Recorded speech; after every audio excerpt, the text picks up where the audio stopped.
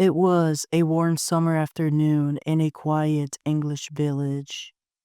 Two 10-year-old girls put on their matching Manchester United shirts to pose for a photo and head out to buy sweets from a nearby sports center. One of those jerseys was the one of the girls' older brothers. In just 2 hours, those girls, Holly Wells and Jessica Chapman, will vanish. Their smiling photograph will be everywhere, on television, on front pages of newspapers, in the hands of volunteers searching the fields and ditches around the village of Soham. And the person behind this all knows exactly what happened to them.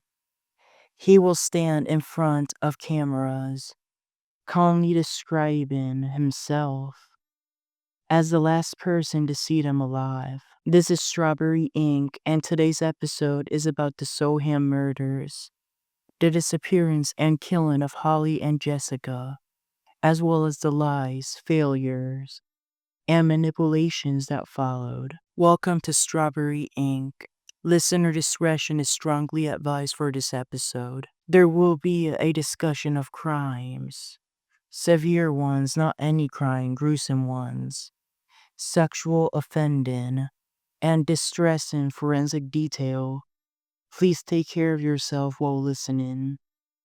Today's story takes us to Soham, a small town in Cambridgeshire, England in August 2002. What begins as an ordinary Sunday will become one of the most high-profile missing person searches in British history, and it will expose a predator who should never have been allowed in that area in the first place. It's Sunday, August 4th, 2002, just before midday, 11:45 a.m.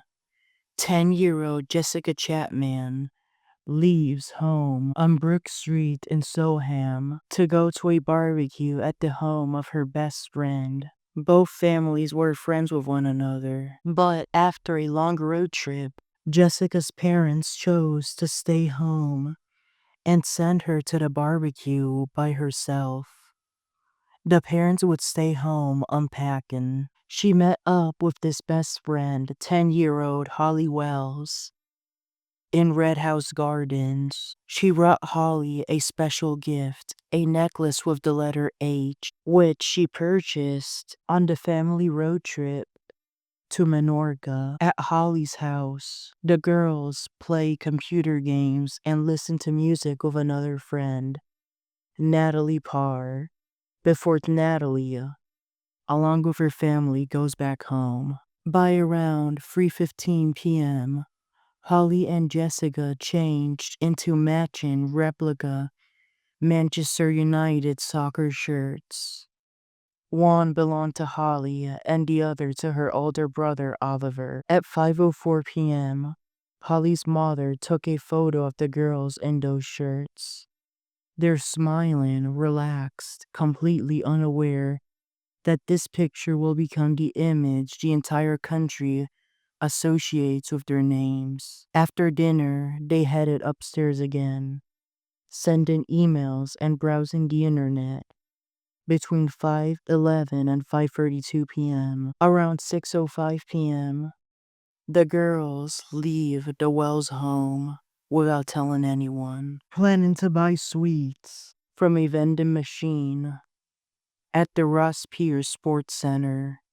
CCTV later records them arriving at the center at about 6:28 p.m., still in their Manchester United shirts. They had been wearing the shirts, black shorts, white socks, and black shoes. On their way back home, back to Jessica's home, or Holly's home. It is unclear where they were headed to. Holly and Jessica walk past 5 College Close, the home of 28-year-old school caretaker Ian Huntley. He works at the local secondary school, Soham Village College. His girlfriend, 25-year-old Maxine Carr, is a teaching assistant at the girls' primary school, someone they know and trust. Huntley tells them Maxine is inside. However, the truth is that she is not. She actually is visiting her mother in Grimsby. But those few words, Maxine's in here, are enough to get the girls to step into this house. After that, nothing normal ever happens again. What happened inside that house is still not fully known. Investigators later believed that parts of Huntley's various stories may contain fragments of truth, like that Holly had a mild nosebleed and that he had the bath filled with water to clean his dog. But everything is buried under layers of lies. The coroner, Nat Carey, at the Aidan Brooks Hospital in Cambridge, would soon after release a gruesome statement. He ruled that both girls died of asphyxiation, but could not identify a precise mechanism of death because their bodies were found in an advanced state of decomposition. There was no clear evidence of stabbing, poisoning, or compressive neck injuries. The pathologist cannot say for sure if there was sexual assault. The bodies at this point are too badly damaged. What is clear here is timing. Jessica's Nokia 6110 phone is switched off at about 6:46 p.m. That's almost certainly after both girls are already dead. The phone is turned off either at the Huntley's home or on the Soham Village College grounds. At 8 p.m., Holly's mother, Nicola, goes to her daughter's room in order to call the girls and have the barbecue be over. She did not know where the girls were, so she checked the bedroom. They were not hiding anywhere, they were just gone. The mother had been calling them to come downstairs and got no response. There were no signs of Holly or Jessica. At first, Nicola and her husband Kevin searched the house and nearby streets, assuming the girls had lost track of time or were hiding somewhere. By 8:30 p.m., Holly's curfew has come and gone. Nicola calls Jessica's parents, Leslie and Sharon Chapman, informing them that they do not know where the two girls are. She asks if the girls were in their home. These parents checked, but they were not. Both families panicked and began frantic searches. At 9:55 p.m., they went to the police to report Holly and Jessica missing. The police responded quickly. Over 400 officers were assigned full-time to the search. House-to-house inquiries began across Soham, and hundreds of local residents volunteered to help. U.S. Air Force personnel from nearby bases even joined the effort. Police released the now infamous photograph of Holly and Jessica in their matching Manchester United shirts and issue detailed descriptions of both girls. Around 4'6", slim, white, Holly with blonde hair and Jessica tanned with shoulder-length brown hair, a brunette.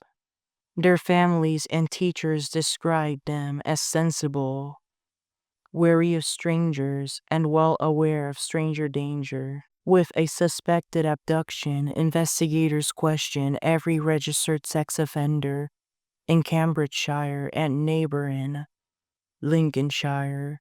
They also look at over 260 registered sex offenders across the UK, including 15 considered high risk. Upon further review, all are eliminated from the investigation. Neither had mentioned running away. Jessica had been wanting to spend most of the day at Holly's home, greeting the family with a smile and lots of kindness. Holly as well smiled, and before leaving the home, she grabbed nothing to vanish for several days. All she grabbed was a pair of socks to put on before leaving. No snacks, no water bottles, no hygiene products. Therefore, this disappearance was unusual. Officers even explored whether the girls could have arranged to meet someone they'd spoken to online.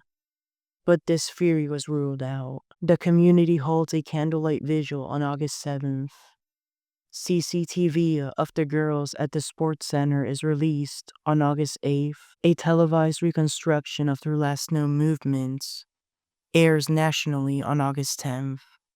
And the parents appear on ITV's Tonight on August 12th, pleading for their daughter's safe return home. Tips flood in. Over 2,000 calls and messages are logged into the investigation system. People report seeing two girls in Beckham shirts walking through Soham around the time of the disappearance.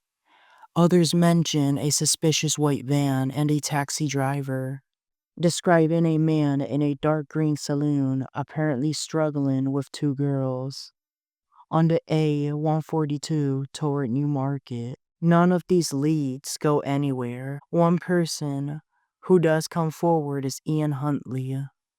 On August 5th, he tells police he spoke to Holly and Jessica on his doorstep the previous afternoon. He says they asked about Maxine's job application at their school and walked off toward the library.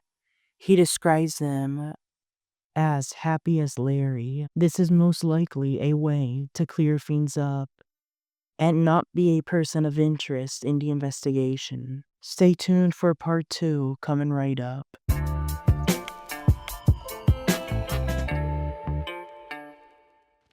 As the days pass, Huntley does something that, in hindsight, feels chilling.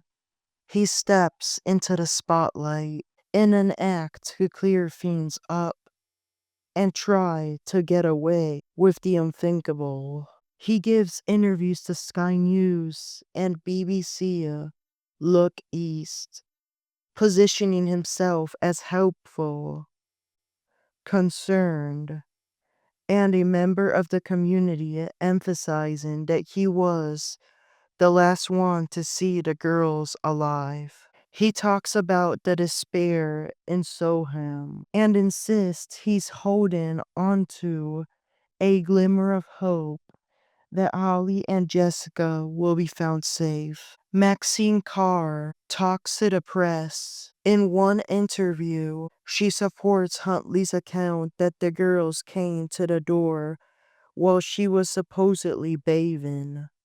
She describes Holly as really lovely, calls Jessica more of a tomboy, and even shows a thank you card Holly gave her on the last day of school. She speaks about the girls in past tense, saying, "She was just lovely, really lovely," then pleads for them to get on the phone and just come home. What viewers and many officers don't know yet at this point is that Maxine is not telling the truth.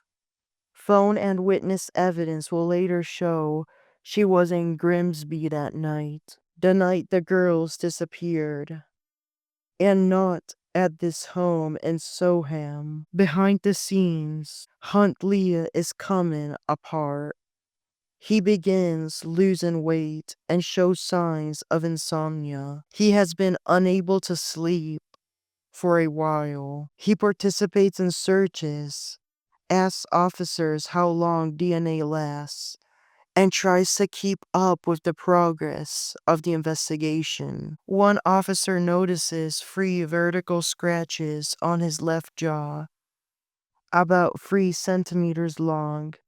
He blames this on his dog. He's prescribed antidepressants on August 13th.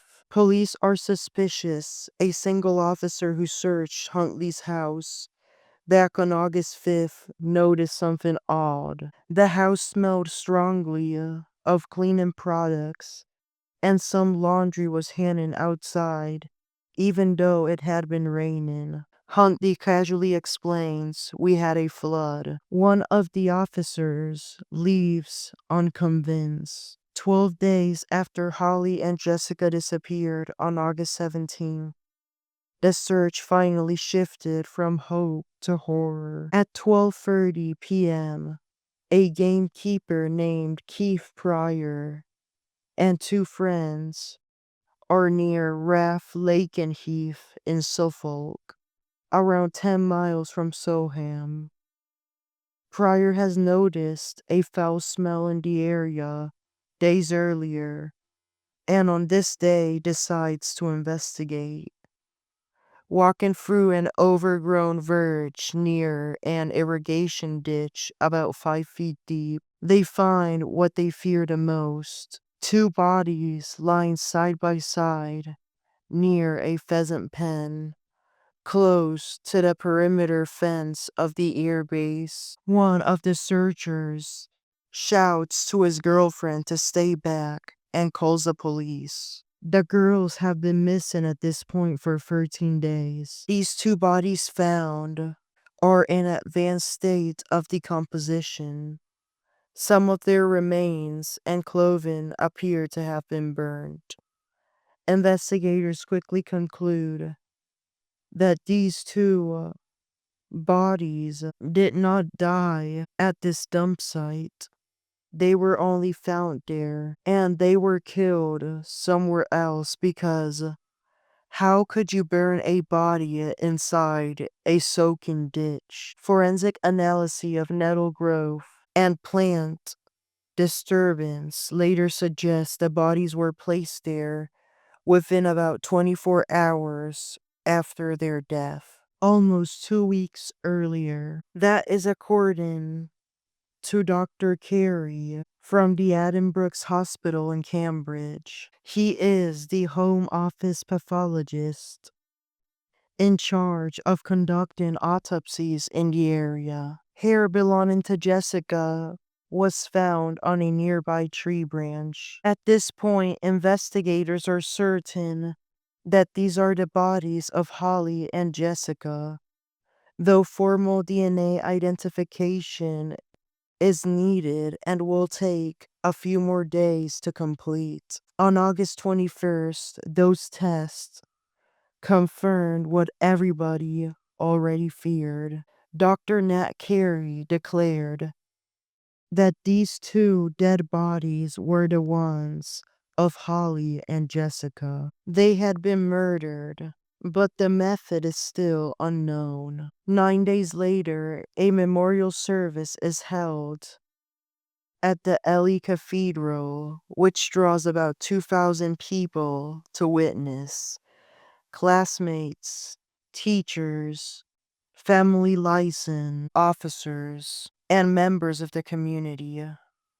The Reverend speaks about grief and the hope that people will treat each other better in the girl's memory. That service is for Jessica. The C.E. Fuller Funeral Home makes sure that those attending the funeral, either residents of Soham, part of that community, or loved ones of the girls. The following day, Reverend Tim Alban Jones conducts the next service for Holly at the St. Andrew's Parish in Soham. Both are buried at the Soham Cemetery. Even before the bodies are found, information is catching up with Ian Huntley and Maxine Carr. Residents in Grimsby recognize Huntley from the news and tell police he's been accused of rape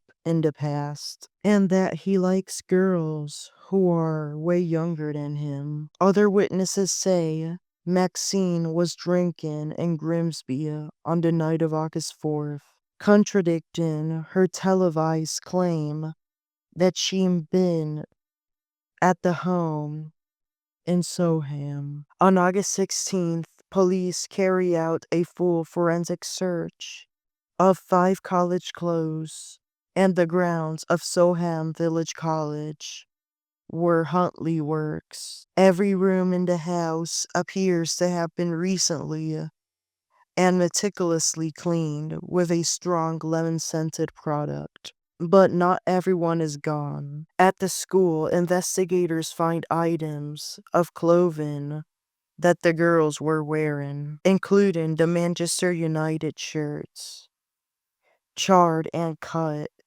in a bin in a hangar. Fibers from these clothes match fibers from Huntley's clothes in his car and his home. His fingerprints are on the bin. Huntley's Ford Fiesta is also examined. It has been cleaned, but no traces are immediately noticed. However, upon further examination, there were indeed traces of brick dust, chalk, and concrete. They were hard to see, but they were there. Matching material from the road leading to the body's location are found around the wheel arches and pedals. A rear seat cover is missing, and the boot lining has been replaced with a piece of household carpet. By August 7th, police have gone public with their belief that the girls were abducted. After the clothing, finds, and forensic links, on August 16th, they move quickly. In the early hours of August 17th at dawn, Ian Huntley and Maxine Carr have been tracked down and located.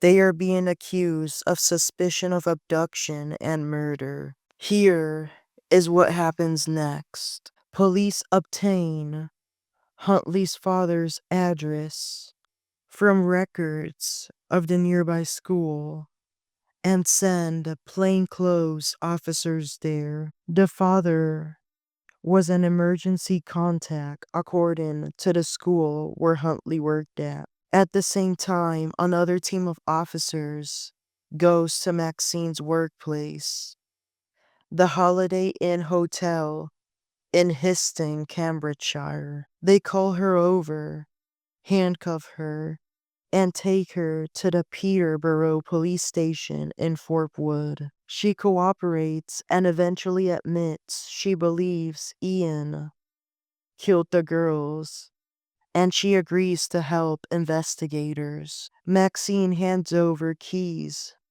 to the Huntley family home, allowing officers to enter. They find Ian inside and arrest him, transporting him to the Huntingdon police station. He denies any involvement with the girl's death. Both he and Maxine spent 2 nights in custody at their stations, having access to a steel toilet, a steel sink, a steel bed with a memory foam mattress on it, and a shower. After those 2 nights, as investigators gathered evidence together, both were brought to the Peterborough Magistrates Court on August 19th, where Judge Nicholas Coleman, a district judge, along with 2 lay magistrates from the public, unanimously vote to have the couple await trial behind bars. They do not get bond or pretrial release. By the following day, August 20th, there's enough forensic evidence for formal charges. Huntley is charged with 2 counts of murder, and he is sent under Section 48 of the Mental Health Act to Rampton Secure Hospital. He is taken to this hospital from court for a psychiatric evaluation, and he is chained throughout the whole process. Maxine Carr is charged with an obstruction offense. She will later face more legal trouble. During questioning, Huntley initially refused to answer, drools, and appears confused, trying to give the impression he's mentally unstable. This behavior leads to this detailed psychiatric assessment at the hospital. Carr takes a different approach. She admits she lied to police and the media about her whereabouts on August 4th. She says Ian called her before she returned from Grimsby and told her that Holly and Jessica had come into their house so Holly could deal with a nosebleed, and that he feared he'd be falsely accused due to a prior rape allegation. She claimed she agreed to help protect him because she believed he was innocent and terrified of being fitted up by police. As his girlfriend, she loved him and was willing to do anything to defend him. At this point, she is charged with 2 additional offenses of assisting an offender. At Rampton, consultant forensic psychiatrist Christopher Clark assesses Huntley. He concludes that Huntley is a psychopathic but does not suffer from any major mental illness or psychosis and is mentally fit to proceed with his criminal case.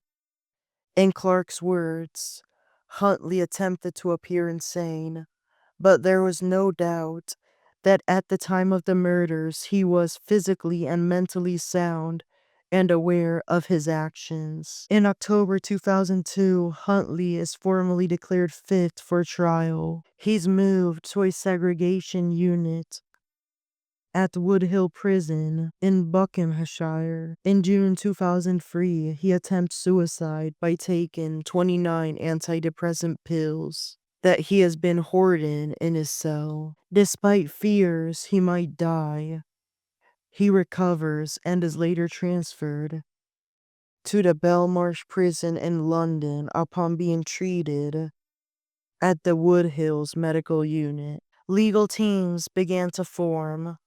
Huntley's defense is led by barrister Stephen Coward, while Maxine Carr is represented by Michael Hubbard. Both are funded through legal aid.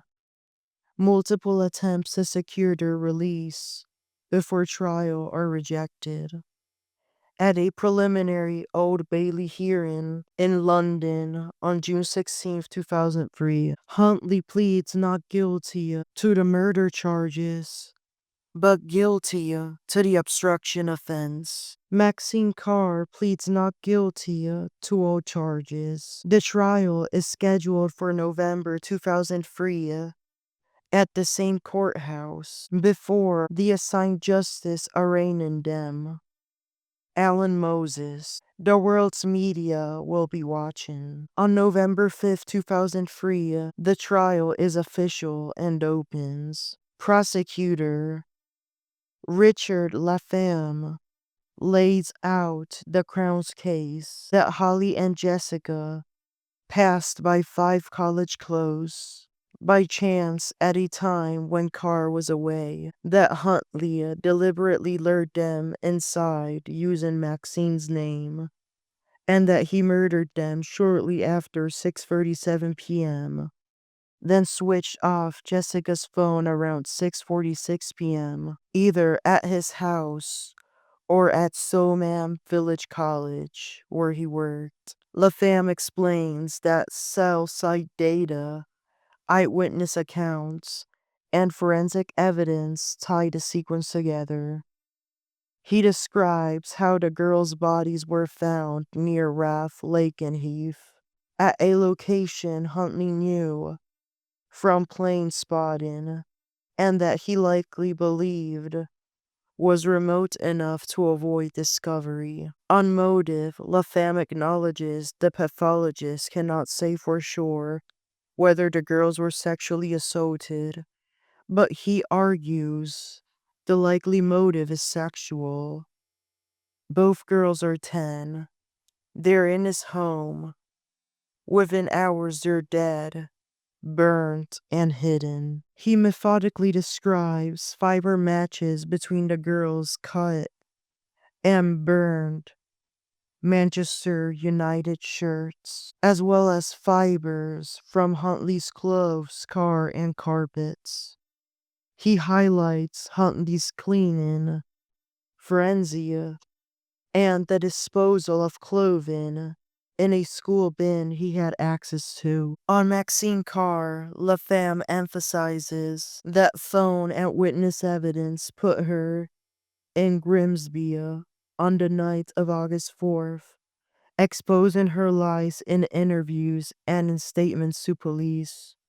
He stresses that to convict her of assisting an offender, the jury must believe she knew Huntley had murdered the girls. For perverting the course of justice, her motive is irrelevant.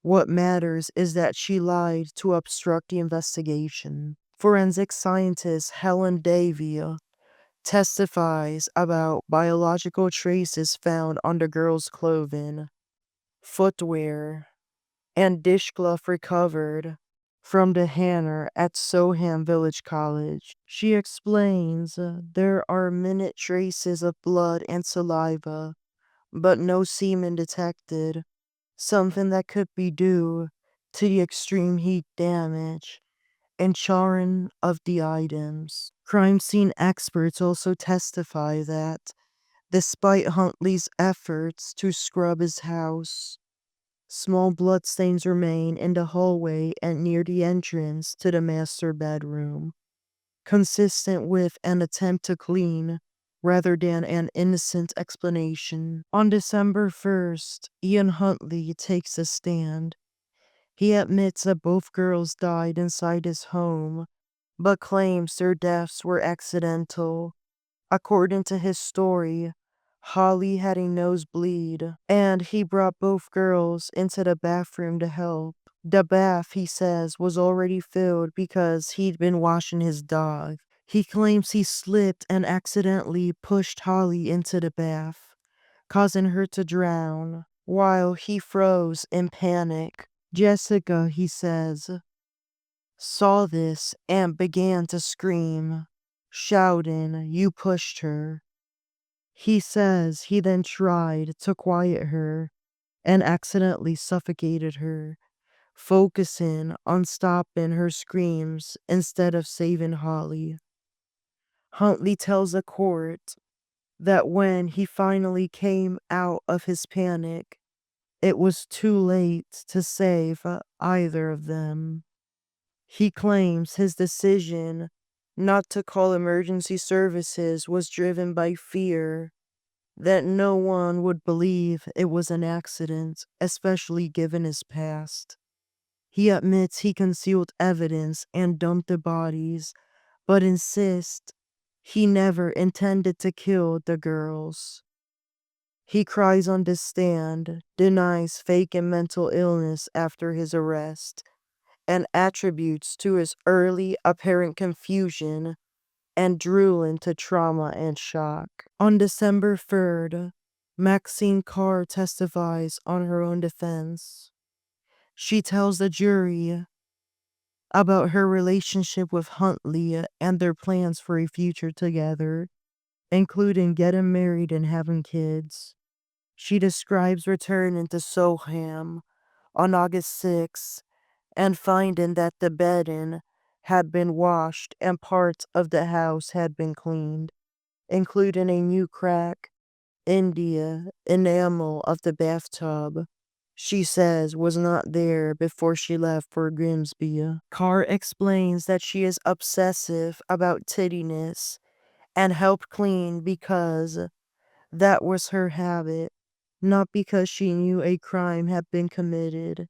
She insists she believed Huntley's version that the girls had come in briefly and he was worried about being falsely accused because of the old rape allegation. She says she lied to police and the media and to anyone who asks to protect him, his job, and their future. She claims she only referred to Holly and Jessica in the past tense because she had taught them in the past. She tells the jury that if she had known, or even believed for a minute, that Huntley had murdered the girls, she would have been horrified and would never have provided him an alibi. Her barrister, Michael Hubbard, urges the jury not to judge her morals, but to think about her state of mind before the arrest. Whether she genuinely believed Huntley was innocent when she told those lies. On December 10th, counsel for both sides delivered their closing arguments. Richard LaFamme brands Huntley and Carr accomplished liars, arguing that both girls had to die to satisfy Huntley's selfish interests. He calls their 12 days of press appearances and false alibis a calculated campaign of deception. He suggests the events in the house were sexually motivated and that when things went wrong, Huntley decided both girls had to be killed. He argues that Carr protected him because she wanted marriage, a baby, and a new life. She was willing to lie at all costs to preserve that. Stephen Coward, for the defense, admits Huntley is physically responsible for the deaths, but insists the Crown has not proved intent to kill or cause serious harm, and that there is no definitive proof of a sexual motive. He asked the jury to consider manslaughter, not murder. The jury retires on December 12th. They deliberate for approximately 4 days. On December 17th, 2003, they return a majority verdict. Ian Huntley is found guilty of the murder charges. He shows no visible emotion as the verdict is read. The mothers of Holly and Jessica break down into tears in the courtroom. Maxine Carr pleads guilty to the obstruction offense, but maintains her innocence on the other two charges for assisting an offender. The jury accepts she did not know the girls were dead when she lied. She is found not guilty on the assistant charges, but will not walk free anytime soon, as she immediately received a sentence of 3.5 years in prison for the obstruction. During sentencing, Justice Alan Moses delivers a devastating statement, telling Ian Huntley, "Your tears have never been for them, only for yourself.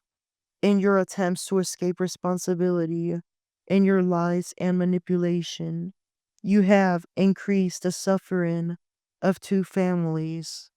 There are few worse crimes than your murder on these two young girls." Huntley is sentenced to life in prison, with the minimum tariff to be set later by the Lord Chief Justice. On September 29, 2005, that minimum term was set at 40 years, meaning he will not be eligible for parole until 2042, when he will be 68 years old. The judge notes that the order offers little or no hope of eventual release. Huntley avoids a whole life tariff because the relevant law came into effect 1 day after his conviction. Outside of court, Jessica's father, Leslie Chapman, calls Huntley a time bomb waiting to go off, saying Holly and Jessica were simply in the wrong place at the wrong time. He adds he hopes the next time he sees Huntley, it will be in a coffin. In prison, Huntley continues to be a target. In September 2005, at the HMP Wakefield, fellow inmate Mark Hobson scolds him and spills boiling water at him, causing severe burns, enough that Huntley cannot attend the hearing to set his minimum term. Huntley later complains that the authorities failed in their duty to care for him and applies for compensation, reportedly receiving legal aid to pursue the claim. He is moved to the Frankland prison in 2008. In March 2010, another inmate, Damien Fawkes, slashes Huntley's throat, leaving him with non-life-threatening injuries that require hospital treatment. Again, Huntley seeks compensation, this time reportedly for £20,000.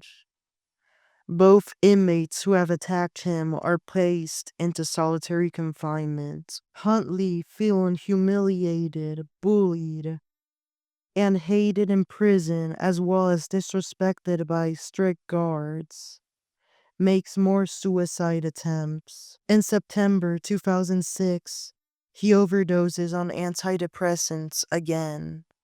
When his cell is searched afterward, guards find a cassette tape, a recorded posthumous confession he believed would be revealed after his death.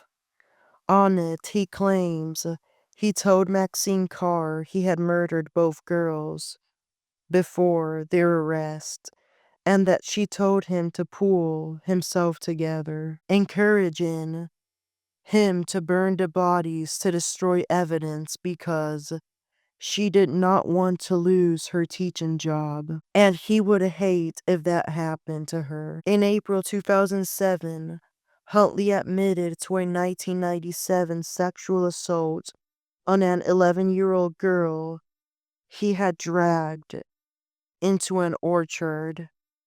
He acknowledges having sexual interest in girls younger than him, although he still insisted Holly and Jessica's murders were not sexually motivated. This girl is tracked down and questioned. She claims that the confession gives her some relief, but she claims she still feels angry after all that time that Huntley got away with the sexual assault and continued to be free until he killed those two girls. Huntley later states he deserves to die in prison and will not apply for parole or appeal. He is currently serving his sentence at the HMP Frankland, a high-security prison in County Durham. Maxine Carr was released on probation from the Foston Hole prison on May 14, 2004, after serving 21 months, including time on remand. Because of threats and public anger, she is given a new identity and a secret address, one of only a small number of former prisoners in the UK granted lifelong anonymity. The costs of protecting her have been reported in the press as running into millions of pounds. At least a dozen of women have been wrongfully identified as her and harassed or attacked because of rumors about her identity circulating in tabloids. Carr initially considers publishing an autobiography through Tyneside-based company, but the deal collapses after public backlash. She waives her right to appeal her conviction as part of her plea arrangements. In the months and years after trial, Holly and Jessica's families tried to grieve away from the cameras. The inquest confirms both girls were almost certainly killed within 24 hours of their disappearance and moved soon after. They are buried side by side in that Soham cemetery on Fordham Road. After their private funerals, an orange-petaled rose named in their memory is unveiled at the 2003 Chelsea Flower Show, inspired by a poem Holly's father read at the service at the Ely Cathedral, a memorial service titled Soham's Rose. On April 3rd, 2004, 5 College Close, the house where Holly and Jessica died, was demolished. All rubble was removed to undisclosed locations. Today, the address is just a patch of grass, an attempt to erase a physical reminder of the crimes that took place there. The Soham murders did not devastate a town.